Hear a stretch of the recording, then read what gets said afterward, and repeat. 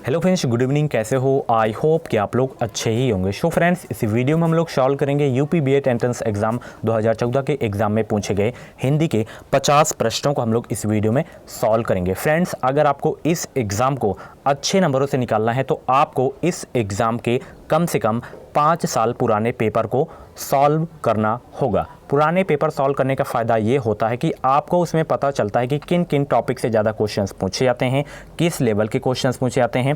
आपको अपनी तैयारी भी उसमें पता चल जाती है कि हमारी जो है तैयारी कितनी है और कितनी अभी करने की ज़रूरत है। और सबसे बड़ा जो फ़ायदा पुराना पेपर सॉल्व करने का होता है, जैसे आप लोग 2014 का पेपर सॉल्व कर रहे हैं, जो 2014 के एग्ज़ाम में कुछ क्वेश्चंस पूछे गए थे, तो उसमें से ही कुछ क्वेश्चंस जो हैं आपके, जैसे 2021 में आपको एग्ज़ाम देना है तो 2021 के एग्ज़ाम में आपको देखने को मिलेंगे। तो सबसे बड़ा फ़ायदा यही होता है। 2015 से लेके 2020 तक के पेपर्स मैं सॉल्व करवा दिया हूं। अगर आप लोग नहीं देखे हैं तो प्ले लिस्ट में जाके देख सकते हैं। इसकी अगर आप लोगों को PDF चाहिए तो आप लोग हमारे टेलीग्राम ग्रुप से ज्वाइन हो सकते हैं।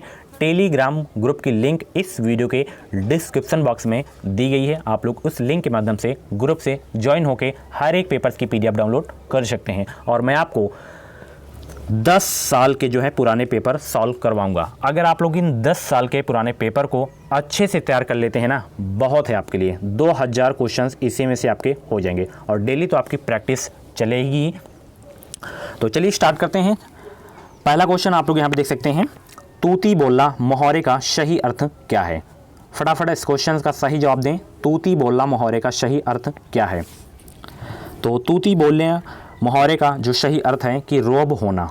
ऑप्शन जो है ए करेक्ट होगा इस क्वेश्चन का राइट आंसर। अगला प्रश्न, तिल का ताड़ करना मुहावरे का सही अर्थ क्या है? तो तिल का ताड़ करना मुहावरे का जो सही अर्थ है वो है छोटी चीज को बड़ी कर देना। यही इस मुहावरे का अर्थ है। ऑप्शन जो है बी करेक्ट होगा इस क्वेश्चन का राइट आंसर। फ्रेंड्स, मैं आपको बता दूं, अगर आपको 2021 में बीएड करना है तो आप लोग इस चैनल से जुड़ जाइए। चैनल को सब्सक्राइब करके बगल में बेल आइकन को ऑल पे प्रेस कर लीजिएगा, क्योंकि आपको इस चैनल से जो भी यूपी बीएड की अपडेट आएगी वो अपडेट आपको इस चैनल के माध्यम से सबसे पहले देखने को मिलेगी। अगला प्रश्न, कमर कसना मुहावरे का सही अर्थ क्या है? तो कमर कसना मुहावरे का जो सही अर्थ है वो है कि दृढ़ जो है निश्चय कर लेना या करना। ऑप्शन जो है सी करेक्ट होगा इस क्वेश्चन का राइट आंसर। हर क्वेश्चन का जवाब आपको देते चलना है। जो आपको आ रहा है तो कमेंट बॉक्स में आप लोग जरूर उसका आंसर जो है टाइप करके बताया करें। और लास्ट में आप लोग बताइएगा 50 प्रश्नों में से आपके कितने प्रश्न सही हुए हैं। नाम एंड स्कोर आप लोग जरूर बताइएगा। अगला प्रश्न, गुजारा में जो है कौन सा प्रत्यय है? तो गुजारा में जो आपका प्रत्यय है गुजारा, लास्ट में क्या निकल के आ रहा है? आ। तो ऑप्शन डी में आ दिया गया है। यही यानी कि गुजारा में जो है प्रत्यय जो है आ है, बड़ा आ। अगला प्रश्न, पिटाई में प्रयुक्त प्रत्यय है। मैं आपको बता दूं, प्रत्यय और उपसर्ग से दो प्रश्न 100% आएंगे और बिल्कुल सरल होते हैं। 8 नंबर पक्का है आपका। थोड़ा सा सेंस लगाइए, खड़क से 2 नंबर अपना कंफर्म कर लीजिए। तो पिटाई लास्ट में पढ़िए, पिटाई लास्ट में क्या निकल रहा है? पिटाई, आई। ऑप्शन जो है बी करेक्ट होगा इस क्वेश्चन का राइट आंसर। इसमें तो कंफ्यूज करने वाले ऑप्शन ही नहीं दिए गए थे। आओ तो हो गए नहीं, आप तो हो गए नहीं, आ का तो हो गए ही नहीं, आई सिंपल सा है, टिक कर दीजिए ऑप्शन बी। अगला प्रश्न आप लोग यहाँ पे देख सकते हैं, चुनाव में जो है कौन सा प्रत्यय का प्रयुक्त हुआ है? चुनाव सिंपल सा है। 3 क्वेश्चन यहाँ पे देख सकते हैं लगातार पूछे गए हैं प्रत्यय के। तो चुनाव में जो आपका प्रत्यय है आओ, चुनाव, लास्ट में क्या निकल गया रहा? आओ। इसमें भी कुछ कंफ्यूज करने वाले ऑप्शन ही नहीं थे। ऑप्शन जो है डी करेक्ट होगा इस क्वेश्चन का राइट आंसर। अगला प्रश्न आप लोग यहाँ पे देख सकते हैं, राक्षस शब्द का पर्यायवाची है। राक्षस शब्द का, तो राक्षस शब्द का जो पर्यायवाची है वो है आपका दानव। ऑप्शन सी करेक्ट होगा इस क्वेश्चन का राइट आंसर। अगला प्रश्न, इनमें से कौन देवता का पर्यायवाची शब्द नहीं है? तो देवता का पर्यायवाची शब्द आपका सबसे पहले हम जान लेते हैं कौन कौन है। तो देवता का पर्यायवाची है, सुर भी है, अमर भी है। अवनीत, अवनीत जो है देवता का पर्यायवाची शब्द नहीं है। ऑप्शन जो है डी करेक्ट होगा इस क्वेश्चन का राइट आंसर। अगला प्रश्न, निम्नलिखित में से कौन आरंभ का पर्यायवाची है? आरंभ का बताना है आपको। तो आरंभ का जो पर्यायवाची शब्द है वो होता है शुरुआत। सिंपल सा है। ऑप्शन सी करेक्ट होगा इस क्वेश्चन का राइट आंसर। अगला प्रश्न, निम्नलिखित में से कौन आरोप का पर्यायवाची शब्द नहीं है। फटाफट बताएं आरोप का पर्यायवाची शब्द कौन सा नहीं है। तो सबसे पहले हम जान लेते हैं कि आरोप का पर्यायवाची शब्द है कौन कौन। अभियोग ऑप्शन दिए गए आरोप का पर्यायवाची है, ये आक्षेप भी है, इल्ज़ाम भी है। हमला, हमला क्या है, पर्यायवाची शब्द इसका नहीं है आरोप का। ऑप्शन जो है डी करेक्ट होगा इस क्वेश्चन का राइट आंसर। अगला प्रश्न, अलंकार शब्द का पर्यायवाची होगा अलंकार का, तो अलंकार का पर्याय क्या होगा, आभूषण हो जाएगा। ऑप्शन जो है ए करेक्ट होगा इस क्वेश्चन का राइट आंसर। अगला प्रश्न यहाँ पे देख सकते हैं, संभावना शब्द का विलोम है, तो संभावना शब्द का विलोम शब्द क्या हो जाएगा, थोड़ा सा सेंस लगाइए, असंभावना हो जाएगा। ऑप्शन जो है ए करेक्ट हो जाएगा इस क्वेश्चन का राइट आंसर। संकल्प का विलोम शब्द क्या हो जाएगा, तो संकल्प का असंकल्प हो जाएगा। ऑप्शन जो है ए करेक्ट होगा इस क्वेश्चन का राइट आंसर। अगला प्रश्न, विशिष्ट शब्द का विलोम है।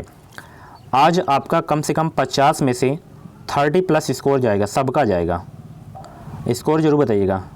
विशिष्ट शब्द का विलोम है, तो विशिष्ट शब्द का जो विलोम है वो हो जाएगा सामान्य। ऑप्शन ए करेक्ट होगा इस क्वेश्चन का राइट आंसर।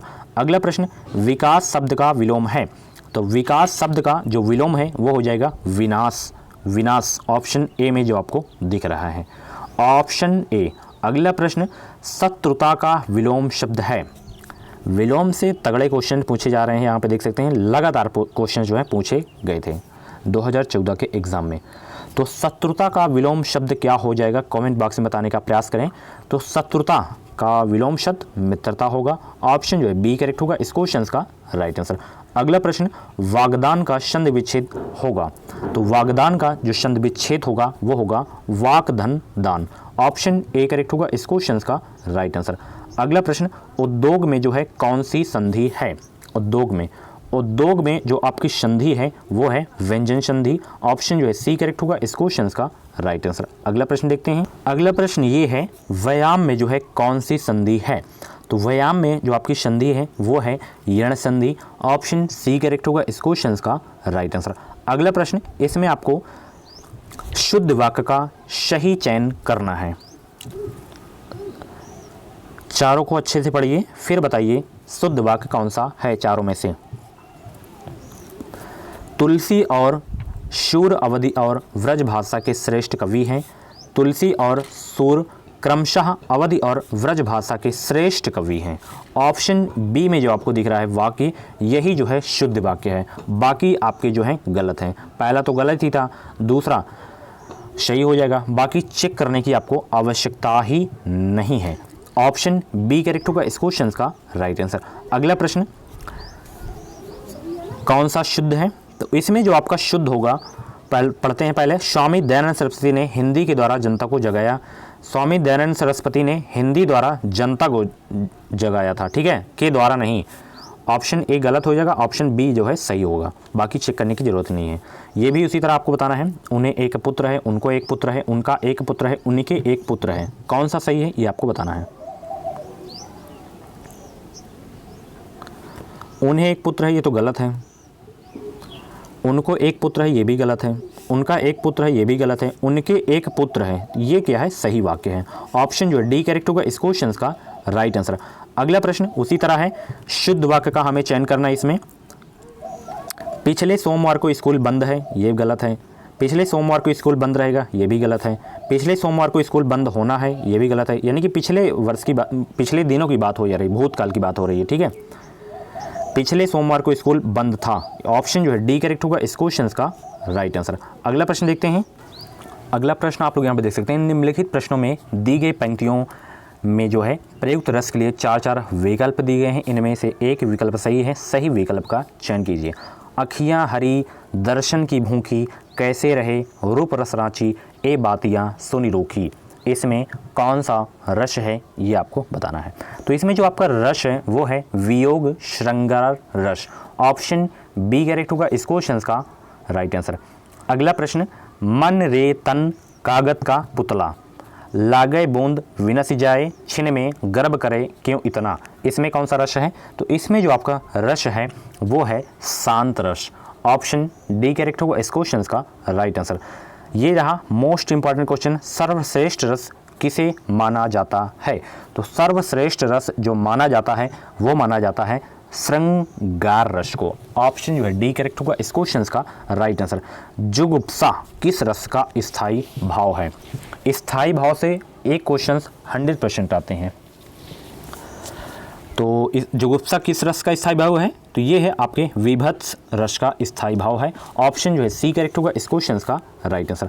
अगला प्रश्न आप लोग देख सकते हैं, संलग्न शब्द से कौन सा उपसर्ग जुड़ा है? तो इससे जो आपका शब्द जुड़ा हुआ है वो है समलग्न। ऑप्शन जो है बी करेक्ट होगा इस क्वेश्चन का राइट आंसर।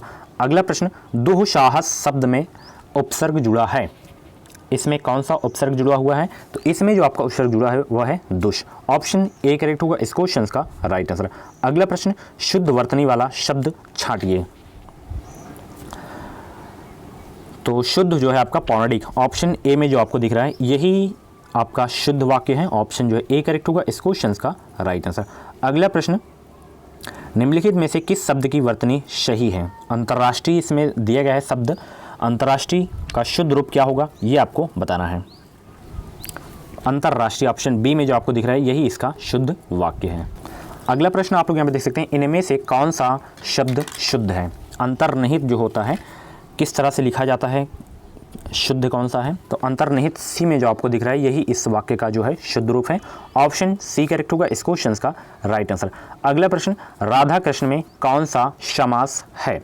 तो राधा कृष्ण में जो आपका समास है वो है द्वंद्व समास। ऑप्शन जो है बी करेक्ट होगा इस क्वेश्चन का राइट आंसर। अगला प्रश्न, त्रिभुवन शब्द में कौन सा समास है? त्रिभुवन शब्द में फटाफट बताएं, त्रिभुवन शब्द में कौन सा समास है? तो त्रिभुवन शब्द में जो आपका समास है वो है द्विगु समास। ऑप्शन सी करेक्ट होगा इस क्वेश्चन का राइट आंसर। अगला प्रश्न, निर्भय शब्द में कौन सा समास है? तो निर्भय शब्द में जो आपका समास है वो है अव्ययी भाव समास। ऑप्शन जो है ए करेक्ट होगा इस क्वेश्चन का राइट आंसर। अगला प्रश्न, गौशाला में समास बताइए। तो गौशाला में जो आपका समास है वो है तत्पुरुष समास। ऑप्शन डी करेक्ट होगा इस क्वेश्चन का राइट आंसर।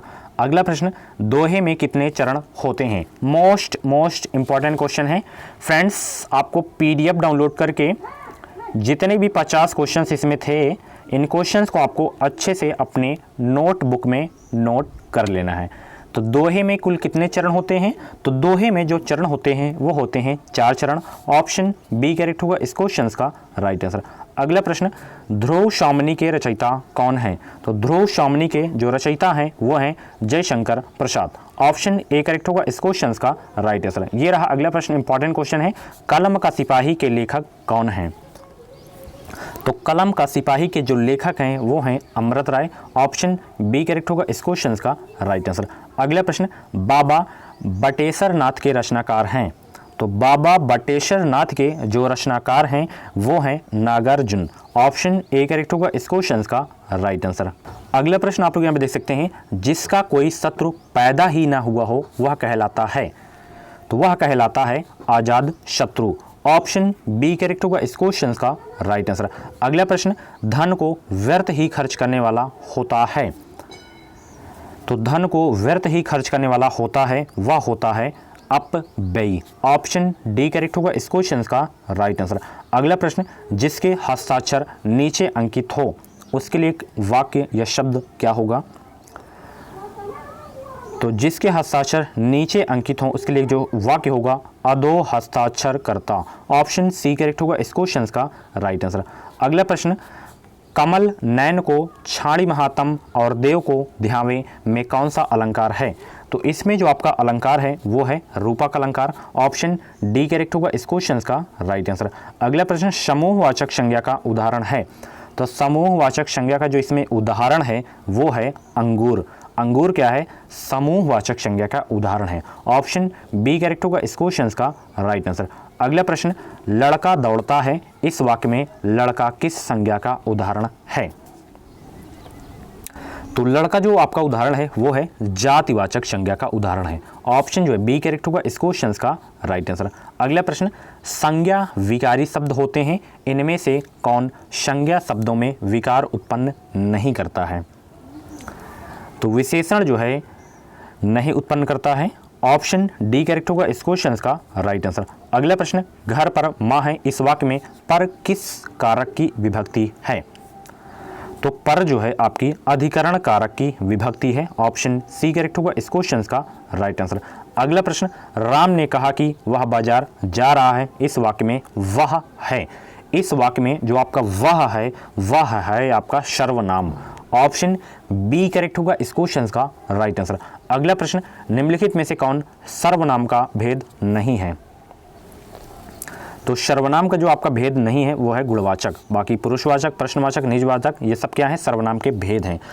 केवल आपका जो है गुणवाचक भेद नहीं है। तो फ्रेंड्स ये थे आपके 2014 के एग्ज़ाम में पूछे गए हिंदी के 50 प्रश्न। बहुत इंपॉर्टेंट क्वेश्चन है आपके एग्ज़ाम के लिए। इन सारे के सारे क्वेश्चंस को आपको अपनी फेयर में नोट कर लेना है। ये क्वेश्चंस आपको एग्ज़ाम में देखने को मिलेंगे, 100% देखने को मिलेंगे। और जो स्टडी प्लान मैं आपको बताया था वो स्टडी प्लान जल्दी आ जाएगा, आज नहीं आएगा तो कल 100% आ जाएगा। थोड़ा बिजी चल रहा हूँ, पर्सनल मैटर है। तो मिलते हैं अगली वीडियो पे। इस वीडियो को लाइक और शेयर करना है ना भूलें, और चैनल से जुड़ जाइए, चैनल को सब्सक्राइब करके बगल में बेल आइकन को ऑल पे प्रेस कर लीजिएगा। आपको इस चैनल के माध्यम से निश्चित ही मदद मिलेगी। Thank you.